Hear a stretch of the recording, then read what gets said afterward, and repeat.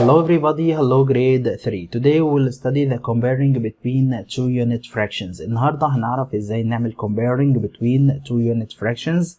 مش هيقابلك اي انواع تانية من الفراكشنز. دايما هتلاقي النوميريتور الموجود عندك 1 يا مستر. How can we compare between two unit fractions? Greater than, smaller than or equal? We can use rectangles, Mr. to compare between two unit fractions. هنستخدم الريكتانجلز اللي احنا اخدناها المرة اللي فاتت عشان نعمل comparing between two fractions. الموضوع سهل وبسيط. Compare using greater than, smaller than or equal. Use rectangles to help. دايما هتستخدم شكل الريكتانجل وقلت لك ده اسهل شكل عشان تمثل بيه any fraction. لو انت عندك two fractions like 1 over 2 and 1 over 3 وعايز نعمل comparing between them. كل الحكاية انك هترسم rectangle وبعدين divide it into two equal parts. طبعا ليه two equal parts؟ عشان عندي 1 half يبقى denominator هو total equal parts. طيب 1 over 2 just color one equal part يعني هتظلل بس جزء واحد بس. طب وهنا 1 over 3 just draw the same rectangle and Mr. divide it into 3 equal parts. طب انت هتعمل ايه؟ just shade one equal part or color one equal part. بعد كده تبدأ تعمل comparing between the 1 half and 1/3. طب ازاي؟ هتبص للجزء المظلل هنا والجزء المظلل هنا. طبعا الجزء ده باين كتير جدا من خلال عينيك ان هو greater than اكبر. يبقى بنستنتج على طول ان ال 1 over 2 is greater than 1 over 3 او ال 1 half is greater than 1/3. مهمة جدا. يبقى من خلال الريكتانجلز او من خلال الدروينج من الرسم احنا قدرنا ان احنا نقرر يا مستر مين greater ومين smaller. Another example مستر 1 over 7 and 1 over 4 by the same way. بنفس الفكرة just draw a rectangle and divide it into 7 equal parts. Just shade one equal part, draw the same rectangle. خد بالك انا بنركز ان احنا بناخد the same rectangle دي الفكرة الأساسية. And shade one part we have 1 quarter. طيب by using your eye you can say Mr. that this region at the left is less than the region at the right. دي أقل من دي في الشكل. So Mr. we can use less than. So we can deduce that 1 over 7 is less than 1 over 4. من هنا نقدر نقول in general لو أنت عندك two fractions or two unit fractions. In general لو أنت عندك two fractions have the same numerator وده مش عليك. اللي عليك بس بتتعامل معاه اليونت fractions. يا مستر الفراكشن اللي عنده الدينومينيتور كبير هو الصغير. يعني ال 1 over 7 وال 1 over 4. For example 7 is greater than 4. 7 is greater than 4. So we can say that 1 over 7 or 1/7 is less than 1 quarter. Again 7 is greater than 4. 7 is greater than 4. So we can deduce that 1 over 7 is less than 1 over 4. ممكن تتقال بطريقة تانية. 4 is less than 7. 4 is less than 7. So 1 quarter is greater than 1 over 7. بس الكلام ده مش عليك أو مفيش بنلجأ له في كتير من الحالات. احنا علينا بس using rectangles to compare between two unit fractions. Next exercise two fractions 1 over 8 and 1 over 7. مستر من غير ما تعمل rectangles هتلاقي ال 8 is greater than 7. 8 is greater than 7. So 1 over 8 is less than 1 over 7. By using rectangles, draw two rectangles, Mr. and divide the first one into 8 equal parts. طب والتاني 7 equal parts. Just color one part. خلاص ده اللي علينا. خلاص يا مستر we can deduce Mr. that the region at the left is Mr. less than the region at the right. So we can use less than. Next exercise مديني 1 over 9 and 1 over 8. Mr. 1 over 9 is less than 1 over 8. ليه يا مستر؟ Because 9 is greater than 8. Just draw two rectangles and represent each fraction. 9 equal parts, 8 equal parts. Color one part, color one part. هتلاقي region at the left is less than region at the right. So we can write Mr. less than. Next exercise 1 over 10 and 1 over 9. Mr. Draw a rectangle and divide it Mr. 10 equal parts. Now just color one part. برضو الناحية التانية draw the same rectangle and divide it into 9 equal parts. هتلاقي ال equal part لو خدت part واحدة من هنا هتلاقيها greater than أي part من هنا. So we can deduce Mr. that 1 over 10 or 1/10 is less than 1/9. Next exercise 1 over 5 and 1 over 7. Mr. 1 over 5 it will be 5 equal parts, color 1 part. 1 over 7 just divide the same rectangle into 7 equal parts. And Mr. color 1 equal part. Now we can deduce Mr. that 1 over 5 is greater than 1 over 7. وهتلاقيها واضحة جدا في الإكزامبل ده لأن ال 1 over 5 فعلا هتلاقيه greater than 1 over 7. الريجن هنا واضحة جدا عن الإكزامبلز اللي فاتت لأنهم كانوا قريبين من بعض زي الإكزامبل اللي قبليه هتلاقيهم قريبين من بعض بس في فرق يعني بسيط. لكن هنا هتلاقي الفرق إن فعلا الريجن دي is greater than الريجن دي. So we can deduce Mr. that 1 over 5 or 1/5 ما تنساش الويرد فورم درسناها قبل كده is greater than 1/7. Next exercise 1 over 3 and 1 over 5 هتلاقيها واضحة هنا برضو. Just Mr. draw a rectangle and divide it 3 equal parts at the left, color 1 part. Draw the same rectangle and divide it 5 equal parts and Mr. color 1 part. We can deduce Mr. that 1 over 3 is greater than 1 over 5. Next exercise 1 over 10 and 1 over 6 هتلاقيها واضحة هنا جدا لأن الفرق هنا كبير بينهم. Mr. 1 over 10 just divide the rectangle into 10 equal parts and color 1 equal part. Divide the same rectangle into 6 equal parts and color 1 part. Mr. At the left we have 1 over 10 is less than 1 over 6 at the right. Next exercise 1 over 5 and 1 over 3. By the same way draw the two rectangles and divide 5 equal parts, 3 equal parts. Mr. color 1 part, color 1 part. We can deduce that 1 over 5 is less than 1 over 3. هنكرر نفس الموضوع بالنسبة لل 1/2 وال 1 over 3. طبعا هيكون at the left 2 equal parts, at the right 3 equal parts, color 1 part. We can deduce Mr. that 1/2 is less than is greater than 1 over 3. بنلخص الموضوع ده في الشكل اللي جاي قدامنا ده مهم جدا. احنا اخدنا قبل كده ال equivalent fractions. اول حاجة بيبقى عندي ال 1 بنجزأها ل 2 equal parts Mr. so we have halves 2 halves. بعد كده 3 equal parts we have Mr. 3/3. خدنا الكلمة دي قبل كده. 4 equal parts each part is called quarter or fourth as you like. So we have 4/4. هتلاحظ بقى الفرق بين ايه لو انا ظللت مثلا يا مستر او عملت color لل 1 over 3 وعملت color لل 1 over 4 وعملت color لل 1 over 5 وعملت color لل 1 over 6. هتلاحظ ان انا كل ما بنزل تحت يا مستر كل ما الفاليو للفراكشن بتقل او الريجن بتقل زي ما انتم شايفين كده. يبقى اقدر اكتب اقول ايه؟ اقول 1 over 10 is less than 1 over 9 is less than 1 over 8 is less than 1 over 7 is less than 1 over 6 and so on. ممكن تجيبها من فوق لتحت يا مستر from the greatest to least. يعني اقول 1 over 2 is greater than 1 over 3 1 over 3 is greater than 1 over 4 1 over 4 is greater than 1 over 5 1 over 5 is greater than 1 over 6 and so on.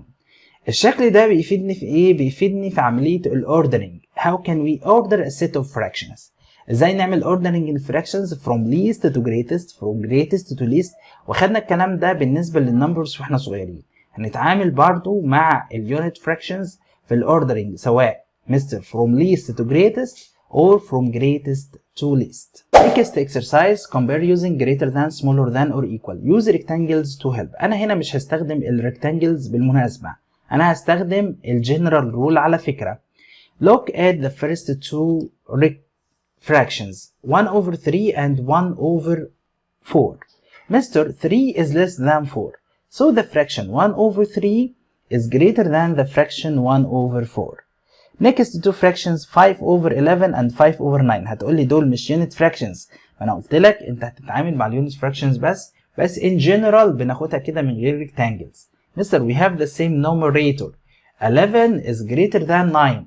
مادام قلت is greater than يبقى العلامة اللي هتحطها يا مستر between the two fractions معكوسة. يعني انت قلت 11 is greater than 9. So we can deduce Mr. that the fraction 5 over 11 is less than the fraction 5 over 9. Next the two fractions 3 over 11 and 3 over 11. We have the same fraction. يبقى تقدر تقول على طول equals. طبعا أول مرة تقابلك equals. 7 over 6 and 7 over 10. The two fractions have the same numerator.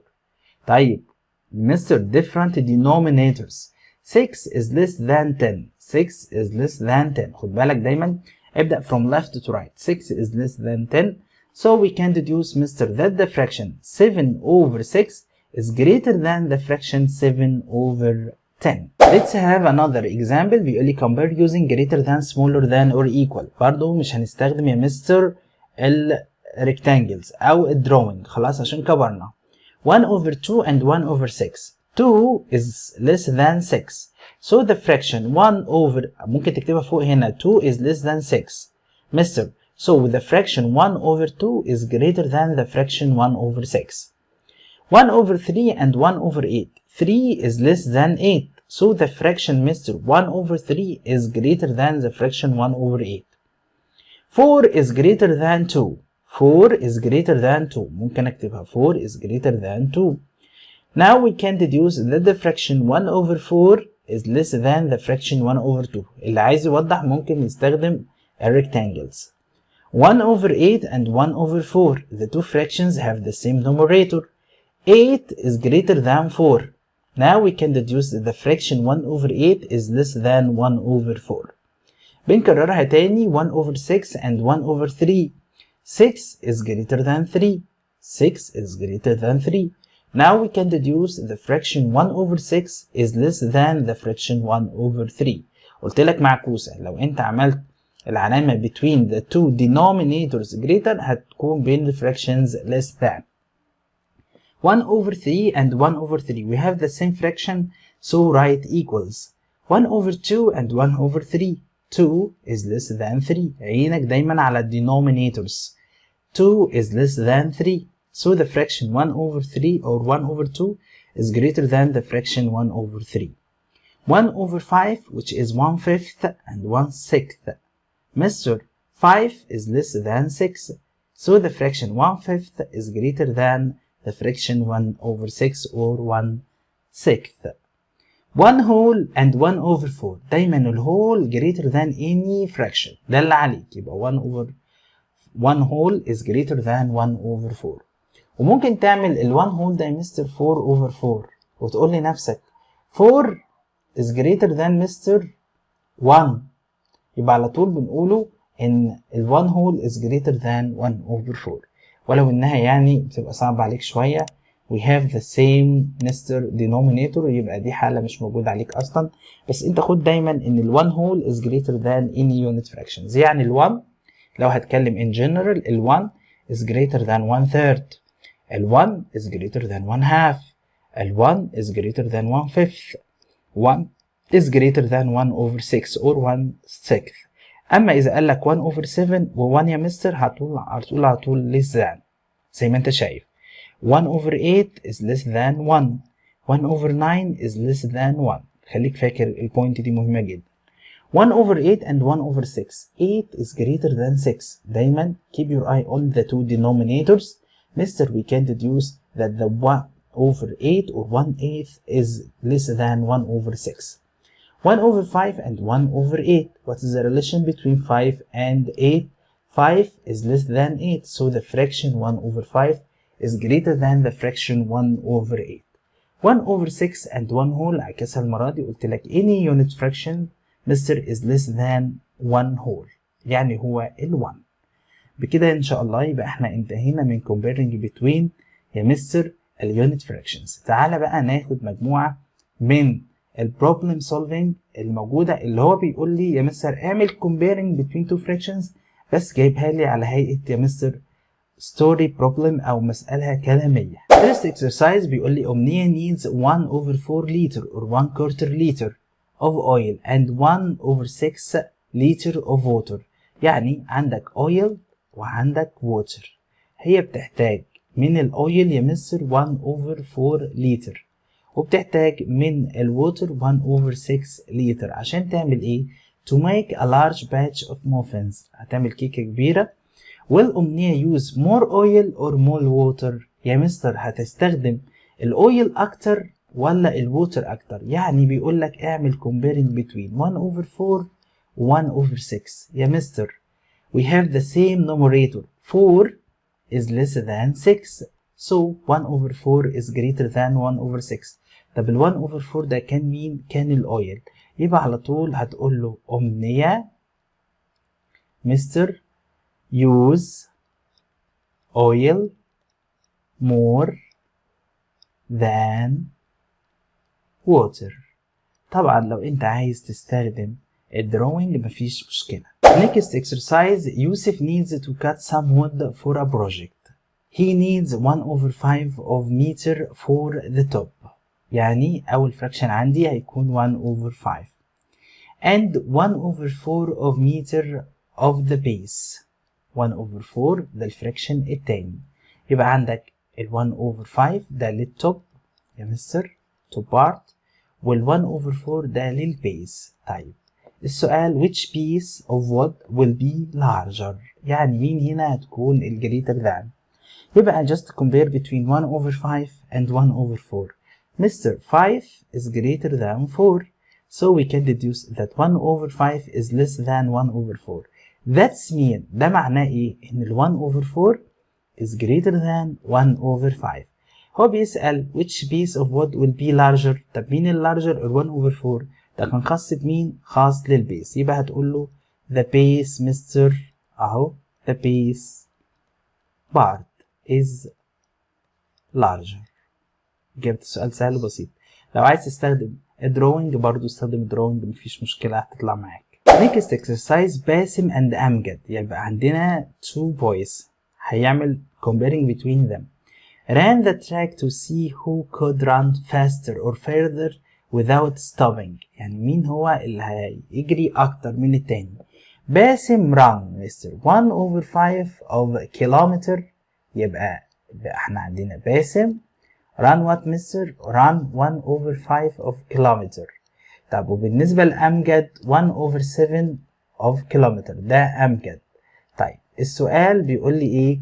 who ran further؟ مين اللي قطع مسافة أكتر؟ further يعني أبعد يعني.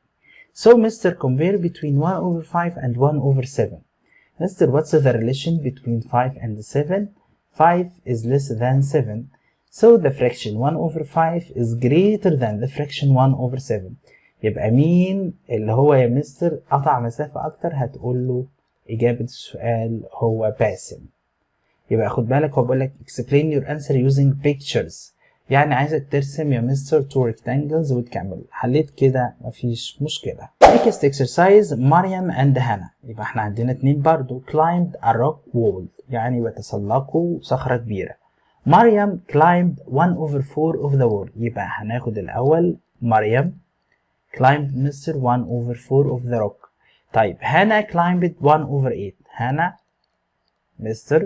climbed 1 over 8 of the wall. of the wall اللي هو الخاص بالروك. طيب السؤال بيقول لي ايه؟ who climbed higher؟ مين اللي صعدت أكتر يا مستر؟ higher يعني أعلى، قطعت مسافة كبيرة على الوول أو على الصخرة علشان توصل للقمة. يبقى يا مستر just compare between 1 over 4 and 1 over 8. What's the relation between 4 and 8? 4 is less than 8, so مريم مستر is greater than هنا. يبقى على طول يا مستر هو بيسأل السؤال هو، يبقى هتقول له على طول مريم. ده إجابة السؤال. هتستخدم برضو البيكتشرز ويوزنج مستر ريكتانجلز مفيش مشكلة. Next exercise بيقول لي order the fractions from least to greatest. يعني أنا هبدأ مستر ب the smallest one. Use fraction strips to order. يعني أنت هتستخدم يا مستر rectangles وده في الأول أفضل، لكن إحنا خلاص اتدربنا على rectangles مفيش مشكلة. هندور على ال largest denominator هتلاقيه ال 8. So Mr. the smallest one is 1 over 8. يبقى هتقول له the order is. ممكن ترقم الفراكشنز الأول. يعني هقول له 1 over 8 is the first one لأن هو قال لي the least. طب followed by what؟ عندك 1 over 4 and 1 over 2. اشطب على 1 over 8 خلاص 1 over 4 and 1 over 2. 4 is greater than 2. So 1 over 4 is less than 1 over 2. يبقى ده التالي يا مستر. بعد كده the largest one is 1 over 2. So the order of the fractions 1 over 8 followed by Mr. 1 over 4 followed by Mr. 1 over 2. خد بالك ان ال 1 over 8 اسمه the least fraction. طيب وال 1 over 2 Mr. the greatest fraction. The greatest or the largest fraction. Next 1 over 12, 1 over 2, 1 over 4, 1 over 5, 1 over 9. Mr. The least one is 1 over 12. طب ليه؟ يا مستر because 12 is the greatest number. Followed by 1 over 9. Followed by 1 over 5. خلاص حفظنا. Followed by 1 over 4. Followed by 1 over 2. يبقى ال 1 over 2 ده خد بالك هو ال greatest fraction. يبقى هتقول له the order is 1 over 12 followed by 1 over 9 followed by 1 over 5 followed by 1 over 4 followed by 1 over 2. ما تنساش ان ال 1 over 12 ده هو the least fraction وال 1 over 2 هو the greatest fraction. خد بالك هو طالب هنا في السؤال from least to greatest. Next exercise order the fractions from least to greatest. برضو نفس الحكاية هتدور على ال least one. The least fraction is 1 over 7. ليه؟ Because 7 is the greatest number. يبقى هتقول له the order is Mr. 1 over 7 followed by 1 over 4 followed by 1 over 2. ملاحظين يا مستر خد بالك ان ال 1 over 7 ده اسمه ال least fraction وال 1 over 4 هو ال smallest ال greatest fraction او ال largest fraction. ملاحظين ان هي اصلا مترتبة 1 over 3 1 over 10 1 over 9 1 over 4. the least fraction is طبعا ممكن يجيلك multiple choice يعني هيجيب لي الست of fractions دي ويقول لك the least fraction is طبعا هتقول له 1 over 10 followed by Mr. 1 over 9 followed by 1 over 4 followed by 1 over 3. ما تنساش ان ال 1 over 10 هو ال least one يا مستر وال 1 over 3 هو ال greatest او ال largest fraction. بكده يبقى احنا انتهينا من درس النهارده. ما تنساش لو عجبك الفيديو تعمل لايك وشير مع اصحابك وسبسكرايب في القناه.